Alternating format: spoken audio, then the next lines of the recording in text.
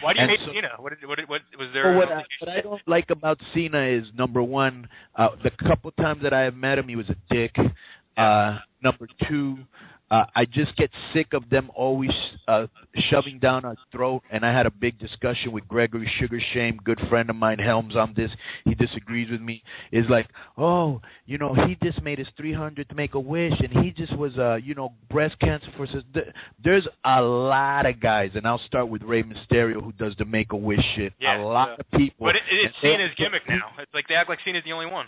Right, like he's the only one, and then like when they have the shit like for the support our troops, he's always the guy that's going out there representing the troops. Motherfucker, you were never even in the military, Yeah, I know, So, and he has that gimmick of the Marine thing. It's just too much, it's just too much Cena. It's just like now, motherfucker's been out, I don't know, like 3 months or some shit. Dude, not even, it's like 2 months, if that. Go tag the fuck out of Bella every night, freak the bitch.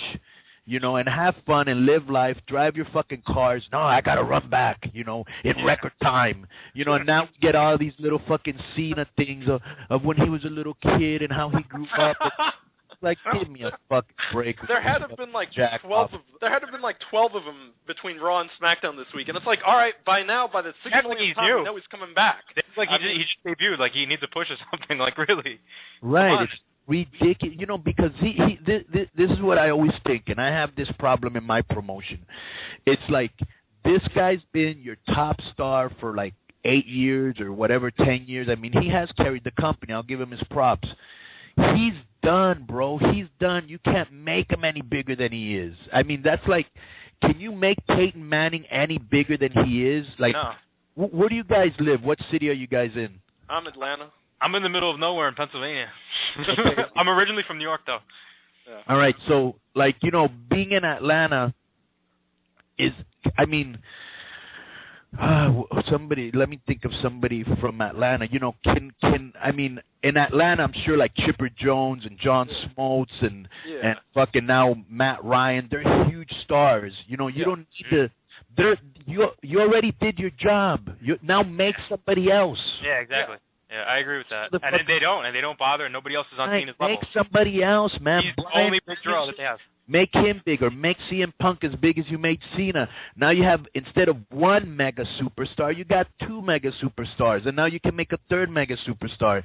There's, you know what I'm saying? He doesn't need the belt. He doesn't need always to be pushed. He doesn't always have to be on every. It's like, I just think I'm just like, I'll give you an example. It's like, and I'm sure this has happened to you. Have you ever seen like a show or an artist or a singer or a rapper or whatever that when they first started, you were with them and you were like, oh, this guy's going to be good. And then after a while, you're like, oh, my God, not this. So many.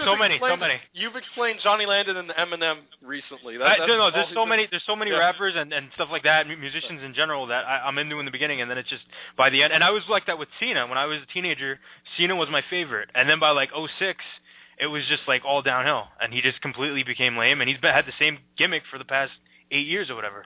Yeah. Crazy. Let's face it, the only reason he's coming back tonight is because they made the Cena shirt, and they're trying to sell these, Rise Above Cancer shirts, and so they need to have him wearing it on TV so that they could sell more of it. I think that's their logic, because it has no place on the card. T-shirt sales, I guess. Yeah. No, worse would be if he came back and won it. Does he really need it? I think he will win, because I think like they're going to have him break Flair's record at this rate. He's already like a 15-time champion. Now you got to work with John Cena again now, this time in WWE. What was it like working with John again? Working with John, I liked working with John because of the energy around when he's in the ring, because, I mean, he is the top draw, and the thing is, me and John, we don't get along on a personal standpoint whatsoever. Why is that? I don't know what it is. I don't know if he just thought I was a slacker or what it was, or, I don't know. I don't really even know where it stemmed from, but, he didn't take to me very kindly, so I just kind of returned the favor, although at the same time, I respect the man in a sense that I feel like he's the right man for the job, because I know the commitment it takes to be in that spot of being like the top guy in the company or the champion. You see the responsibility, being on the road for a certain amount of time, you see the responsibility and how time consuming. I mean, like, the guy got like 2 days at home sometimes out of a month. So it's like, you got to have somebody with a good work ethic, who's got his head on straight and who's going to like be reliable.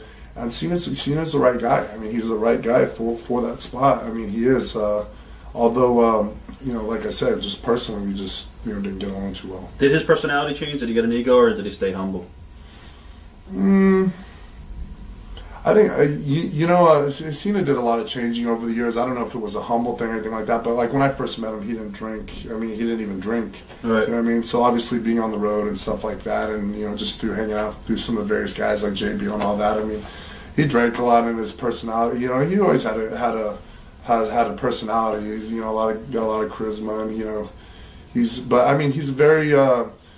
He doesn't really. He's not the type of guy to really let you in on a personal level. Right. So I guess maybe that was why it was hard for me and him to necessarily communicate or anything like that. Just because it was so like when you're traveling with these people as often as we do, it's like I would try to I try to tap into some of the guys the personal aspects of the people I'm with. You know what I mean, and talk to them about real shit. And Cena's he's a businessman like Vince. You know what I mean? It was like professional. You don't know if he has a girlfriend or if he doesn't. He doesn't talk about that kind of stuff. I give a damn that he had the balls to stand in the middle of this ring. Said that he was back and that he was never leaving again. You've got to be kidding me. You have got to be joking me. You got to be kidding me. John Cena, The Rock's Twitter blew up. Hundreds of thousands of tweets. The Rock's Facebook blew up. Hundreds of thousands of posts with the link. Rock, you got to check it out. You got to see it, Rock. You got to see what John Cena's been saying about you down in Australia. Couldn't believe it. Until I saw it with my own eyes, until I heard it with my own ears. Let The Rock get this straight, John. You go all the way down to Australia. You have a huge tour last week in Australia. And the way you close the show, the way you send the fans of Australia home is by running The Rock down. Is by talking trash about The Rock. And I wasn't even there. And it wasn't even that good. If you're going to talk trash about The Rock, at least be entertaining, John. Entertain the fans. But no. Why would you want to do that? No, you're only the WWE champion. Why would you want to entertain? No, but you let the anger and the resentment and the jealousy, it all seeped in. John Cena, let The Rock put a nail in the coffin right now. When The Rock said he was back and he was never going away, I meant it. The Rock is back. The Rock is back in the WWE Universe, all over the WWE Universe. The Rock headlining this past WrestleMania. The Rock headlining next year's WrestleMania. As embarrassing as this is for The Rock to say, John Cena, because you are the WWE champion, but yet at the same time, you're also a complete goof. You're a complete idiot, because you have this notion in your head. Well, that must mean when The Rock said he was never going away, that he has to be at every single show, every single night, every live event. No, John Cena, that's not what it means, idiot. It's not what was ever expected of The Rock. Why? Because The Rock has already done it. Every single thing you're doing right now in the WWE, John, going to every show. Running your mouth. I'm here. Everybody, I'm here. I'm here. Rock's not here. Shut up. The Rock has already done it. The Rock has already done it. Every single thing you're thinking about doing outside of the WWE, The Rock has already done it. As a matter of fact, The Rock has already done it better. Let The Rock remind you of something, John. When you were back in college, back in Massachusetts, and you were majoring in douchebagonomics, and you were running around playing your favorite game, hey, whose yum rocket is in my mouth?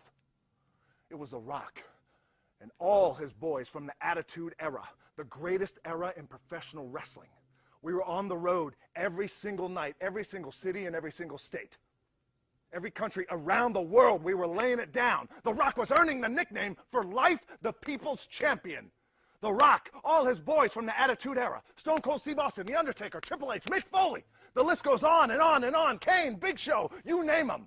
We were paving the way for chicks like you. Here is a fact, John Cena. You are an employee of the WWE. The Rock is not. You are obligated to go to every single show, every single night. If you don't, guess what? You get fired. You run your mouth. Your idiotic mouth.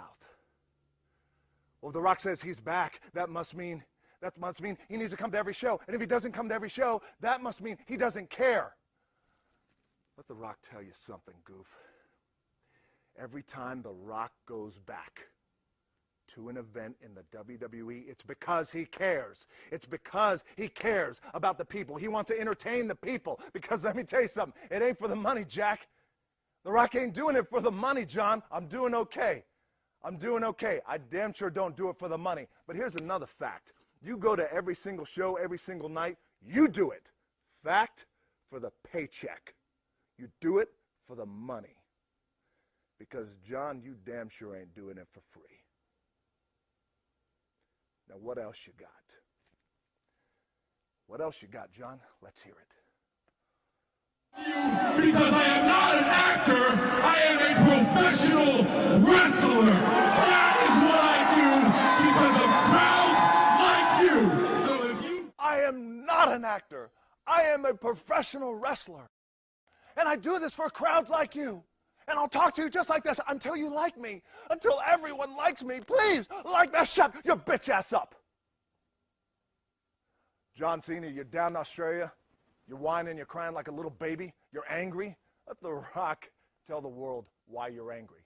Oh, I can hear you right now. Oh, no, Rock, please don't tell the world. Please, oh, shut your mouth. Here's why John Cena is angry. It's the same process every single night in every arena around the world. You're in your locker room, John. You're getting dressed. You're putting on your little tough guy sneakers. You're sliding on your jean shorts. Yeah, your tough guy jean shorts that nobody's worn since 1992, but that's okay. No, but that's okay. But then,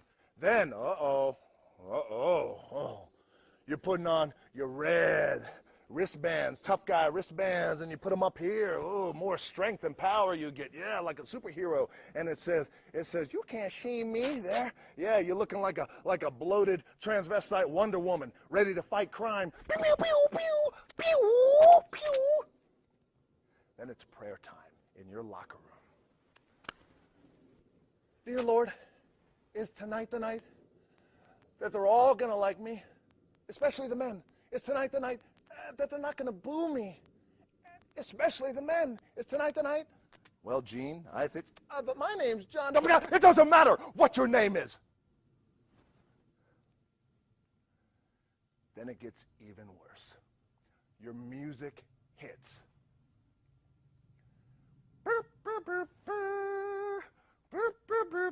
Oh, you go running down, like a lost snagglepuss. You slide in the ring, you throw your hat, you take off your shirt, oh, you're full of energy and fire, and then your music stops. Stop, You hear something, John, that eats away at your very soul, eats away at your very core. You hear this in every arena around the world. It kills you because you know you're going to hear it for life. Let's go, Cena! Cena sucks! You know why men boo you around the world, John? You know why men don't respect you, don't like you? You know why you're down in Australia? You're angry at the crowd because they were quiet during your match? You know why you go to your own hometown in Boston and they boo you? You know why? The Rock will tell you why. Because The Rock is a man. And The Rock represents a majority of men around the world. We don't like you. We don't respect you. Why? Because we, us men, see through bullshit. And we smell a phony punk a mile away. You see, John, when you run The Rock down, like you've been doing for years, about being an actor, something I love, about being the people's champion, something else I love. Yet your two-faced ass has been trying to do the exact same thing for years. People see through that. They see through it, John. They see the phoniness. They hear the phoniness. They witness the phoniness every single night. You're on the microphone, phony. You're in the middle of the ring, phony. You graduate from a private high school, and then you go hardcore thugonomics. Phony. Oh, sure, you've got your fans who are men. Sure you do. Believe me, they're all over The Rock's Twitter. They're all over The Rock's Facebook, defending you. defending you. I'm a 32-year-old John Cena fan. Sure, I still live at home with my mom and dad, and the last time I saw pie was when I shot out of my mama's birth canal, but I, too, still adhere to the C-Nation mantra of hustle, loyalty, and respect. I'll get your punk ass off The Rock's Twitter.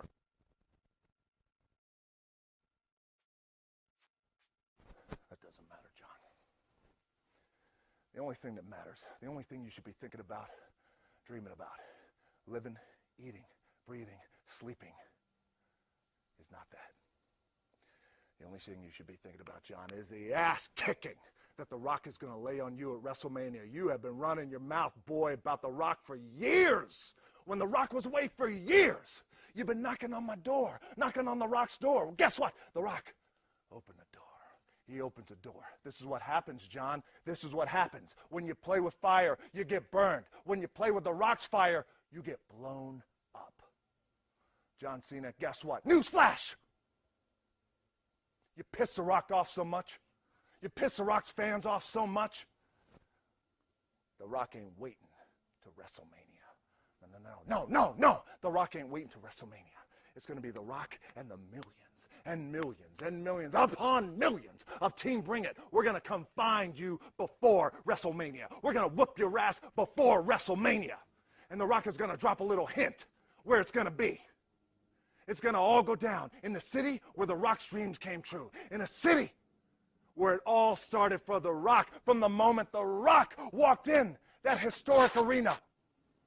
And thousands of thousands chanted The Rock's name. His very first night was the moment that The Rock and those fans, the moment that The Rock and that city became one for life. John Cena, this fist before WrestleMania going across your lips. This boot before WrestleMania going straight up your candy ass. And there ain't but one thing you can do about it, and that is not a damn thing. We, The Rock, Team Bring It, we are going to whoop your phony ass. If you smell what The Rock, you know the rest, John. You know the rest.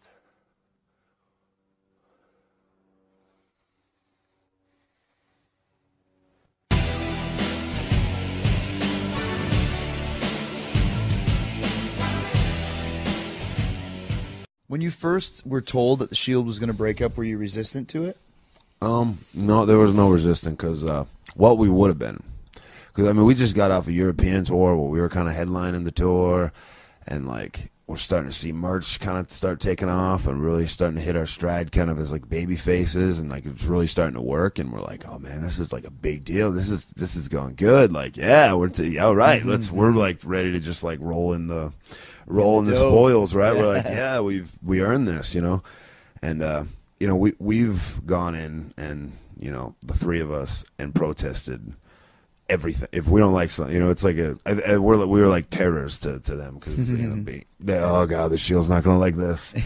Oh, God, you know, and then 2 seconds later, we're in the office. Yeah, we don't like this, you know, kind of thing. You're talking to the right guy with that, man. Not that we're like jerks, but, you know, but you're standing up for yourself, man. Yeah, like they wanted us to, I think it was like our second pay-per-view or third pay-per-view. It was like right before our first WrestleMania, and it was like a 6-man on a pay-per-view, and the finish was, you know, Cena over with the schmutz, and we're like, what?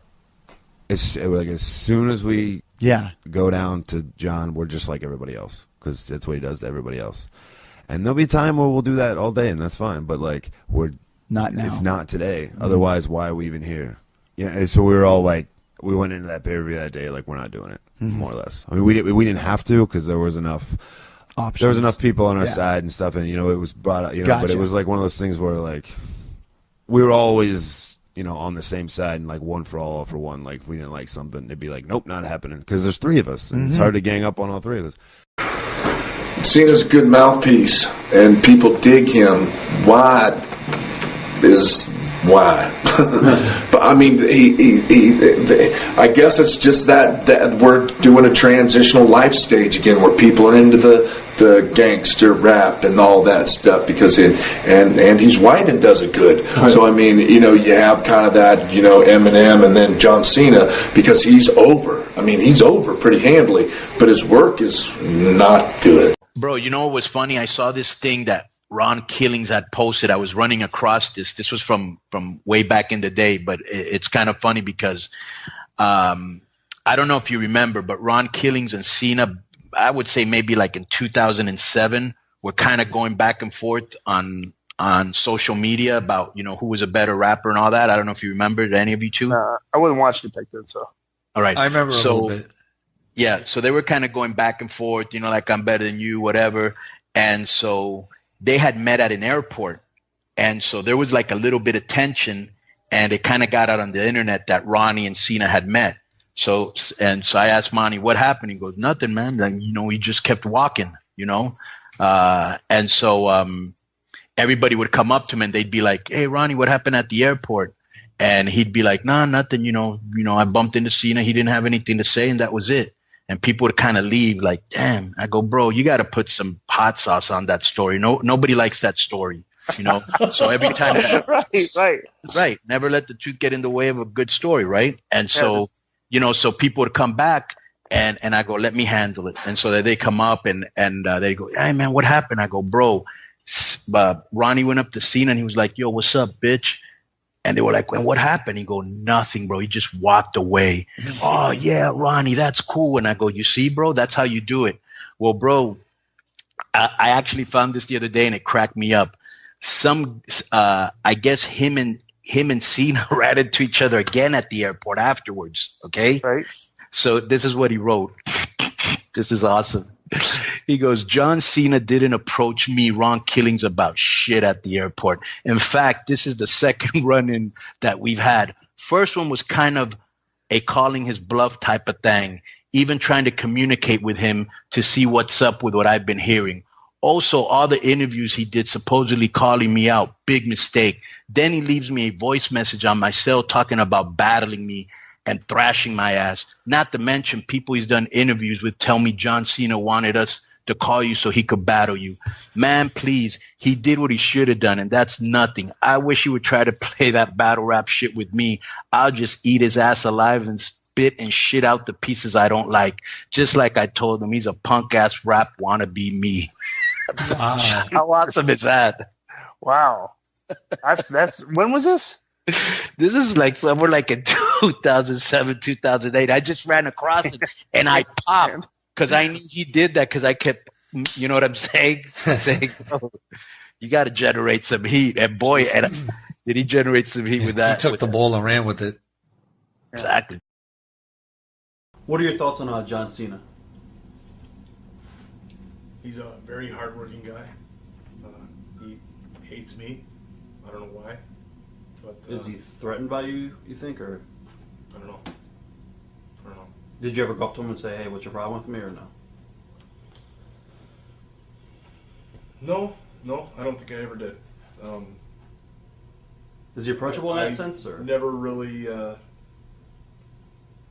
I guess, until after I was already gone and started kind of putting the pieces of the puzzle together. I didn't realize, like, I don't know. I just always sensed that he didn't like me, and I would hear things from other people that he was burying me in the back or saying this about me, saying that about me. I don't know. I don't know what it was. I don't think I ever did anything to him. The only thing I can think of is that, and somebody showed me something on the internet a long time ago. I was at a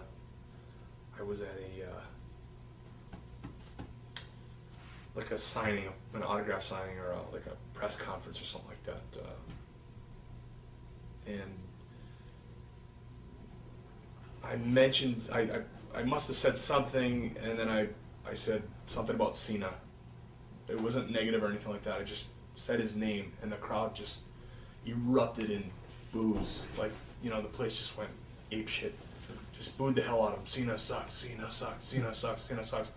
And so then I was like running with it. Like I was like, Kennedy, yay, Cena sucks, Cena sucks, Cena sucks.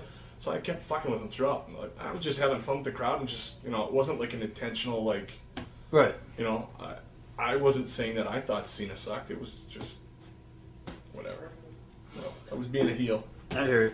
What happened in the match between you guys where I guess he suffered an injury? He gave me a hip toss. and I somehow tore his pec. I don't know. Do you think that could have started a little bit of the friction, or? Definitely. I know, talking to people, that I got the heat for that. Like, I definitely got all the heat for that. Like, you injured the top guy in the company. How that happens from taking a move from somebody, I don't know. But, I mean, all I did was jump and flip. And he got tangled up somehow and ended up, tearing his pec. I don't know how. I'm still trying to figure that one out. We did an interview recently with Sabu, and I think he got to work with John. And apparently gave John a potato. He had a black eye or something like that. And Vince started yelling in the back, not directly at Sabu, but said something to the effect of, he's $1 million guy. You can't be doing this, John. Did you get that feeling from Vince or the office as well that maybe you got heat? Well, the thing is like I had heard later on from people who definitely are in the know that I did get the heat for that, but nothing was ever directly said to me. Right. Like, nothing was ever said like, hey man, you should really do this. It was just like, Gotcha. Hi Ken, hi, how you doing? How you doing? I mean, whatever. Right. How do you combat something like that? How do you? I guess there's some sort of urban myth or not. Mm-hmm. Yeah. You had issues with John Cena. Is that what was the? Because I had about 3 or 4 people say asking about John Cena. So I'm asking about John Cena now. Is there a story there? I will put it this way: there was an incident, and it certainly changed the path of my career. I don't want to discuss it right now, but I will one day for sure. I will one day. It was a tough situation at times. I guess we can leave it at that. So there was a story there. Okay. Well, we'll wait and we'll stay tuned on that deal. So somebody got their answer. So there's that from Kevin Kiley Jr., ladies and gentlemen. Let me ask you another. I got some good stuff here on this. Did you have any kind of relationship or was in the locker room much with CM Punk? Yeah, no, I was in the locker room with him a lot actually on his rise to superstardom. Yeah. Are you surprised that he walked away, leaving a lot of big money behind, and seemingly has no interest in returning?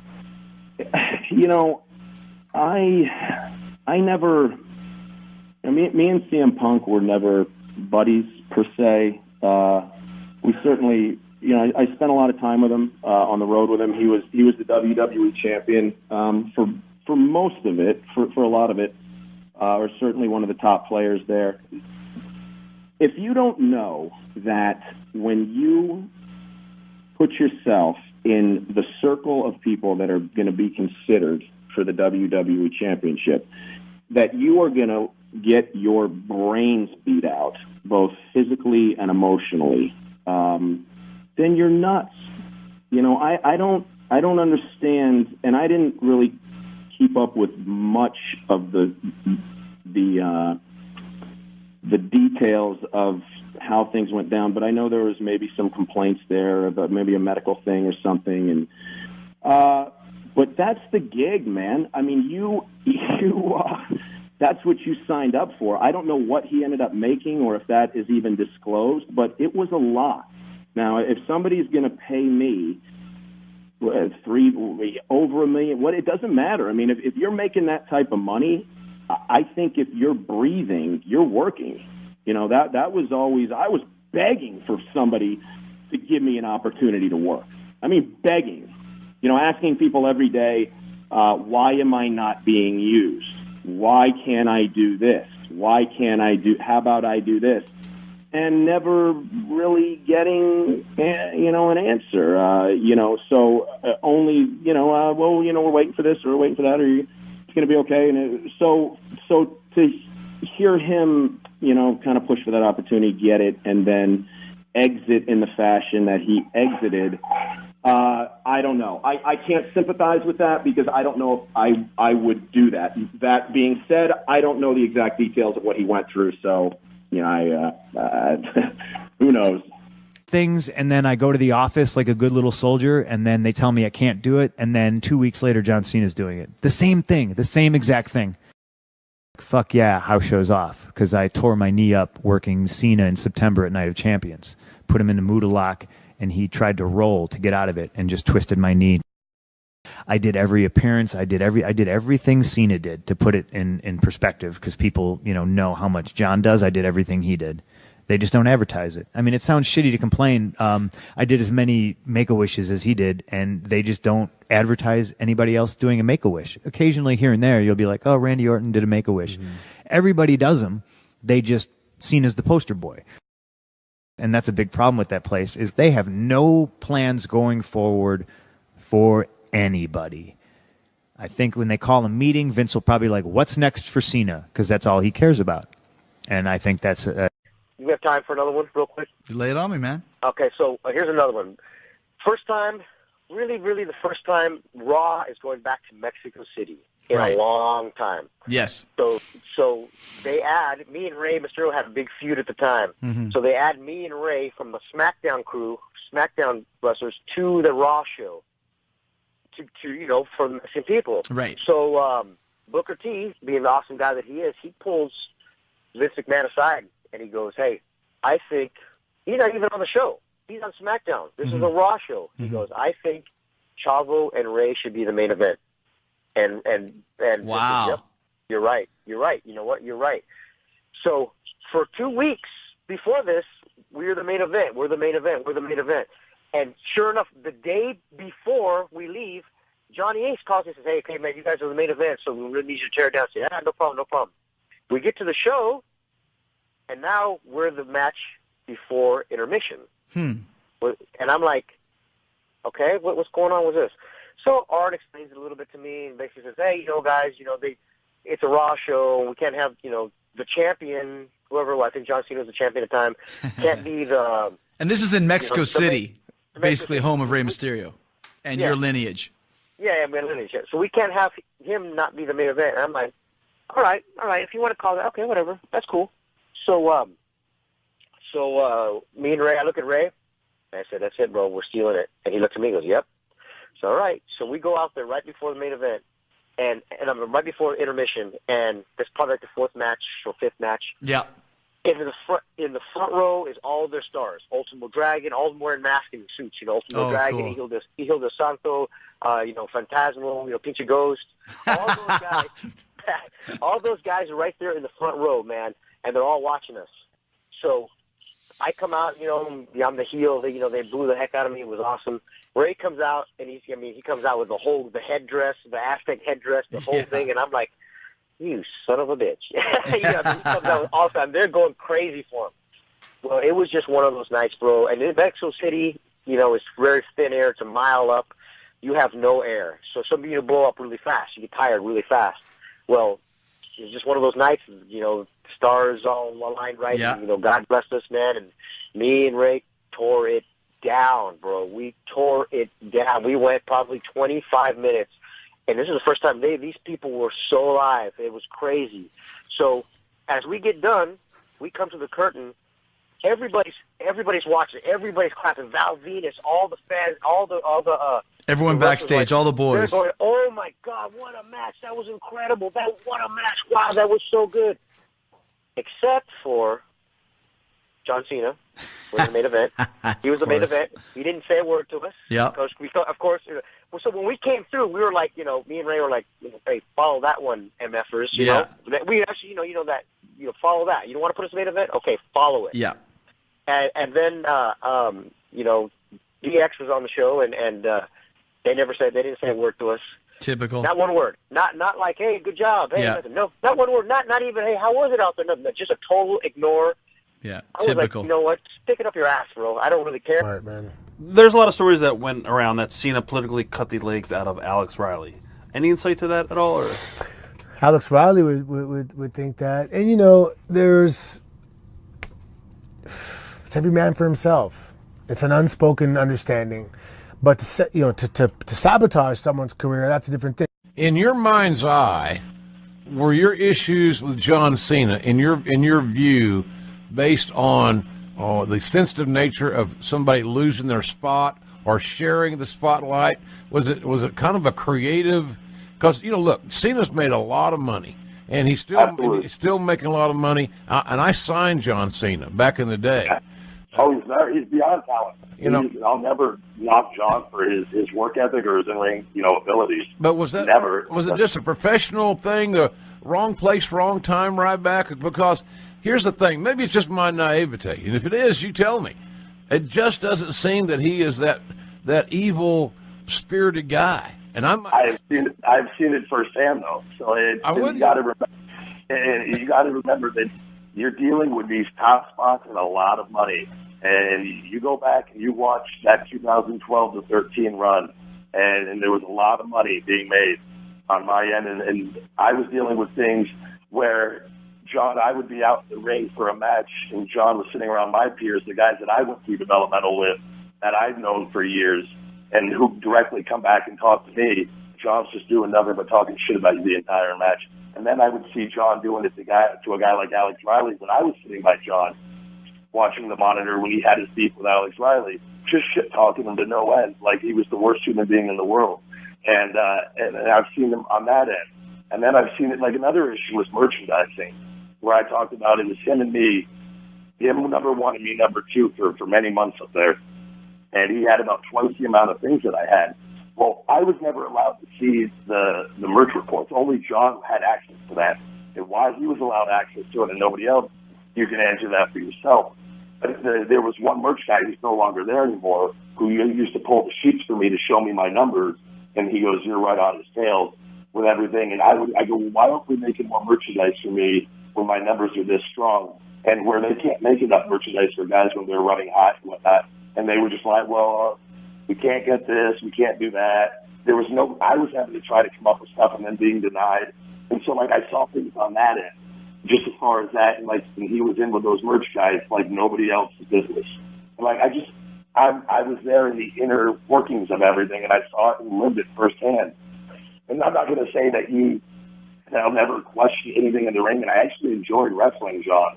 And we never had, even when things weren't perfect with us and we've gotten in verbal altercations, it never affected us going out to that ring and performing and doing business together, not once. And I would like to think that's a testament to both of us as professionals on that. But I'm just speaking solely from my perspective of what I went through, and I think it is an issue of those, when it comes to that amount of money and in those top elite spots, I think he's very sensitive to that, and I saw it firsthand.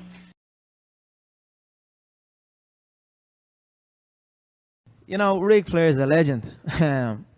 But as far as talking about gimmicks, this is the real thing over here. I think these WWE guys think they are not right in the head, some of them. I mean, the new age are dweebs. Let's be honest here, they're absolute dweebs. But the old school guys are legends, you know what I mean? Ric Flair was a legend. The McMahons, of course, Dons. But I just said it as I is. The dweebs. I mean, what's the main guy, John Cena? He's wanting around. He's 40. Yeah, he's 40 years of age. He's wanting around in a luminous orange T-shirt and a headband, talking about nobody can see him. We can see him right there. He's a big fat 40-year-old failed Mr. Olympia motherfucker. Do you know what I mean? That dweebs, those guys. But I don't know what to say to Ric Flair. This ain't no gimmick. This is the real shit. I've got to get in and fight a man for real, with no script, with no nothing. So he was talking about challenging, bringing some other wrestler guys over to challenge me. I was saying, come bring it then. This is the real shit over here. If you want to come over, we can fight, no problem. And then a few of them are talking about the street and all. If they want to do that, come at me and see what happens. But like I said, no disrespect to the Dons of the game, the McMahons. I mean, Vinnie Mac's a fucking legend. I mean, they wrote Vinnie off a few years ago when he dropped from the billions, and then he rose back up, and now he's back in the billionaire club. And what he's been able to do with that bunch of dweebs he has over there at the moment has been phenomenal, and I respect him for that. And then, of course, the OGs of the game, the Rock, Stone Cold, they're all cool motherfuckers, but even Ric Flair's a cool motherfucker, but like I'm saying, I'm just speaking the truth. That new age of those guys are absolute dweebs, and they just seem messed up in the head. I don't know what it is when I listen to them talk, and when I listen to them carry themselves. They just don't seem right in the head. So that might have been a bit ruthless of me to say, but again, it ain't trash talk, it's true talk. There's been a few wrestlers who, like Dwayne "The Rock" Johnson, like Chris Cena, who have gone on to film careers.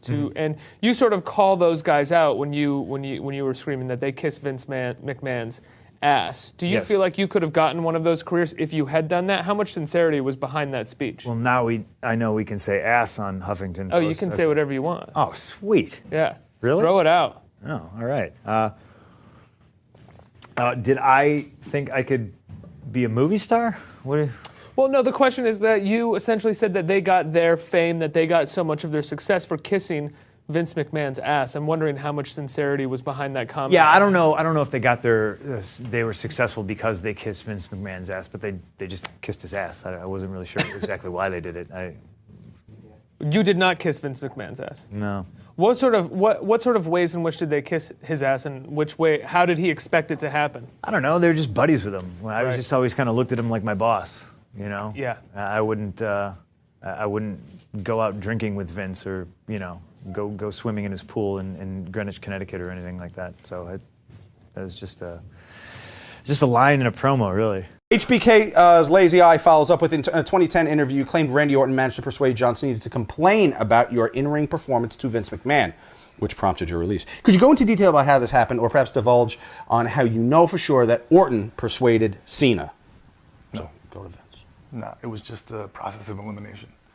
Cena was hanging out in the locker room, kind of just creeping, and then I was talking to Randy, and then I just got the sense that there were some things that were said during the day too, before I went out for the match, that prompted me that Cena knew more about how the finish was going to go down than, yeah. Why would Cena go along with that? He's untouchable. He doesn't need to be bothered with that bullshit. Well, there's a lot of people who you would think are untouchable, right, in the business, who, for some reason, people always ask why does this person hold people down when they're untouchable?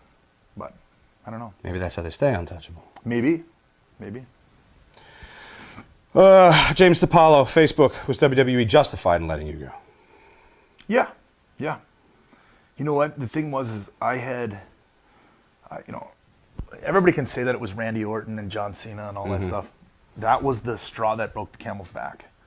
I had come out publicly and said stuff about, I should have never opened my mouth about the Chris Benoit thing. And I think you get in that situation and you think that the world needs to know what Ken Anderson feels about this particular topic. And it's not true. And so I made some missteps. And then shortly thereafter, I got popped for being the 10 that went on ESPN as getting popped for getting steroids from that company or whatever, the wellness clinic. So, there was misstep after misstep after misstep on my part. And then that was just the straw that broke the camel's back. And I think when those guys went to Vince, he was just like, you know what, I'm tired of hearing his name in a negative light. Get rid of him. Gotcha. Plus, I had been hurt. I had been hurt a few times, which I didn't hurt myself, contrary to popular belief. Like, if somebody fucking hauls off and wails you in the leg with a baseball bat, that does not make you injury prone. Right. I'm just saying. I got you.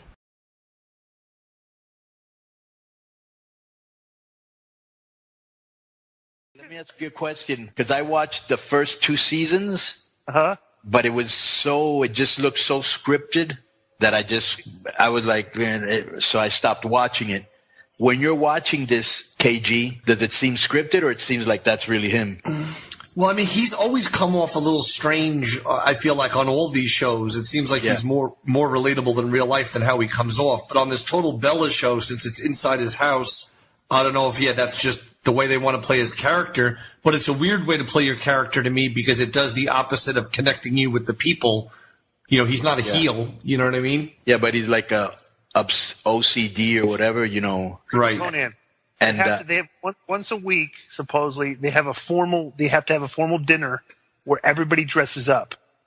So Brie comes down to the dinner and she doesn't have shoes on. Because they're not allowed to wear shoes in the house. No, okay, so I guess Cena went ballistic or something like that. So he's disrespecting his house or something like that. I mean, and then Daniel Bryan and them are like, well, we're not allowed to wear shoes. And then they're like, well, you have separate clean shoes that you wear in the house. That's funny. It is very. I want to watch. When I heard about all this, I want to watch the show now because I think it sounds really funny. Right. Yeah. It was weird because I don't know what season Cena popped in on, but I watched that season.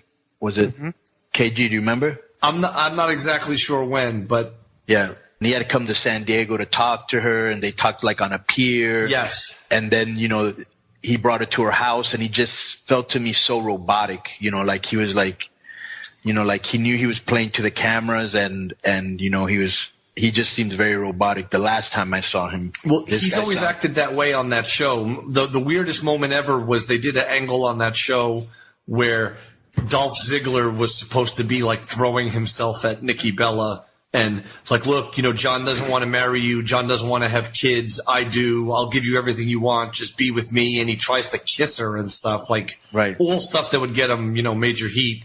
Right. And on the show, he wouldn't do in front of a camera because there is a camera there. Yeah. So he does this, and Nikki goes and sits down with John. This is on Total Divas, a little while back, and she lays it all out to John. And instead of getting mad, John's like, "Look, if you think Dolph Ziggler's a better fit, I'd be a fool to try to stop you from being with him. You basically you have my blessing." What? And who does that? Who wouldn't at least be like, I don't think that's cool that he tried. So wait, he tried to kiss you at Raw while I was in the ring?